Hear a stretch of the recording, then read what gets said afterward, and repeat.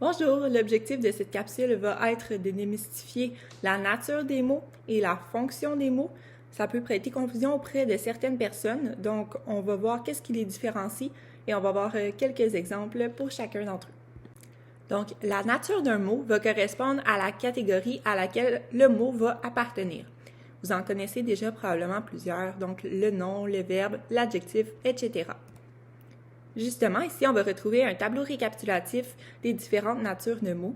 Donc, on a les noms, les verbes, les adjectifs, les déterminants, les pronoms, les prépositions, les adverbes et les conjonctions. Ce que je vous invite à faire, c'est que si vous n'êtes pas familier avec une certaine catégorie, vous pouvez toujours faire pause à la vidéo, puis prendre connaissance des différents exemples associés à chacune des catégories dans la colonne de droite. D'un autre côté, la fonction d'un mot, ça va être vraiment plus le rôle que le mot ou que le groupe de mots va occuper au sein de la phrase.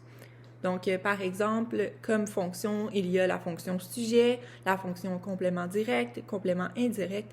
Bref, on va les voir plus en détail à l'instant.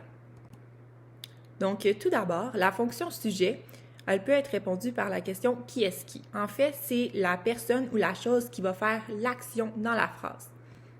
Donc, par la phrase « Les étoiles dans le ciel sont magnifiques », pour trouver le sujet, on peut poser la question « qui est-ce qui ».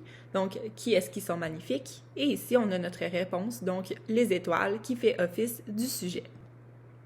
Le complément direct, quant à lui, va être la réponse à la question « sujet » plus verbe plus qui quoi.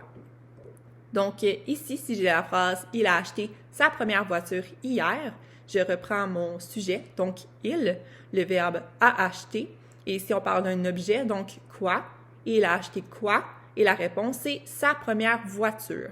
Donc, « sa première voiture » va occuper la fonction de complément direct. Pour le complément indirect, la question qu'on va poser pour le trouver va être très similaire. Donc, plutôt que de dire « sujet, verbe plus qui quoi », je vais rajouter une préposition devant le qui ou le quoi. Par exemple, si j'ai la phrase « elle parle à sa tante », donc on peut commencer par tenter de trouver le complément direct. Donc, je poserai la question « sujet, verbe plus qui quoi ». Elle parle qui? Elle parle quoi? Ici, ça ne fonctionne pas. Donc, c'est un bon indice qu'il va y avoir un complément indirect. Donc, si je reprends la même question, mais que je rajoute la préposition « à » devant le « qui », ça me donne la question « elle parle à qui ?» Et là, ça fonctionne puisqu'on peut répondre « à sa tante ». À sa tante, ici, va donc occuper la fonction de complément indirect. Ensuite, le complément du nom du pronom a pour objectif de donner des caractéristiques supplémentaires à un nom ou à un pronom. Donc, par exemple, si je dis « ma voisine, une vieille femme, a un chat », le nom principal de cette phrase-là va être voisine, en fait, puisque ma voisine va être le sujet de la phrase. Donc, une vieille femme, ça vient donner des détails additionnels à ma voisine. En fait, je n'aurais pas besoin de ces détails-là pour construire ma phrase. Ma phrase pourrait tout simplement être « ma voisine a un chat », sauf que je viens de préciser des informations supplémentaires sur ma voisine. Donc, je viens préciser que c'est une vieille femme. Donc, ici, une vieille femme, ça va occuper la fonction de complément du nom. En dessous, on peut voir un exemple un peu plus différent. Donc, désorientées, elles se sont perdues. La phrase principale de cette phrase-là, c'est « elles se sont perdues », sauf que le désorienté vient préciser dans quel état le « elle », donc le pronom « elle », est. Donc, ici, c'est encore une forme de détail additionnel qu'on pourrait tout simplement enlever. C'est pourquoi le désorienté occupe la fonction de complément du pronom. Quant à lui, le complément de phrase vient souvent ajouter des circonstances additionnelles à la phrase.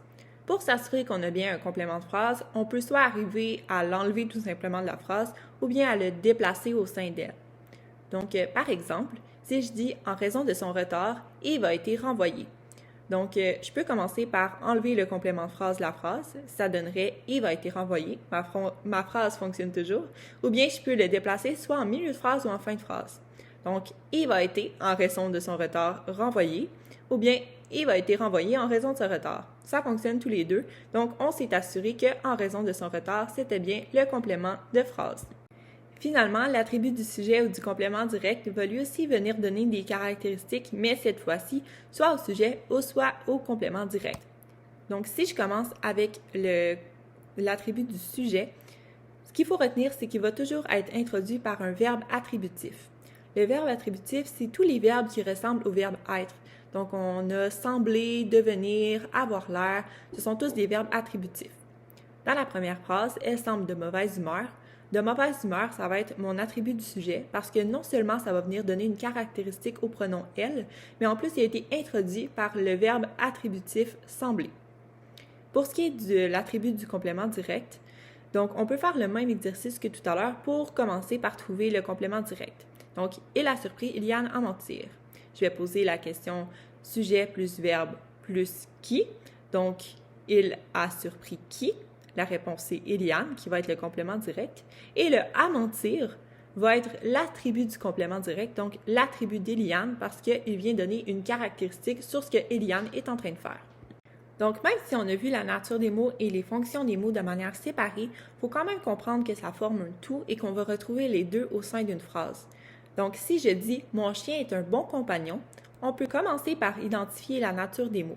Donc, « mon » ici, c'est un déterminant, le chien, un nom, le « est » un verbe, le « un » c'est un autre déterminant, le « bon » ça va être un adjectif et le compagnon, un nom.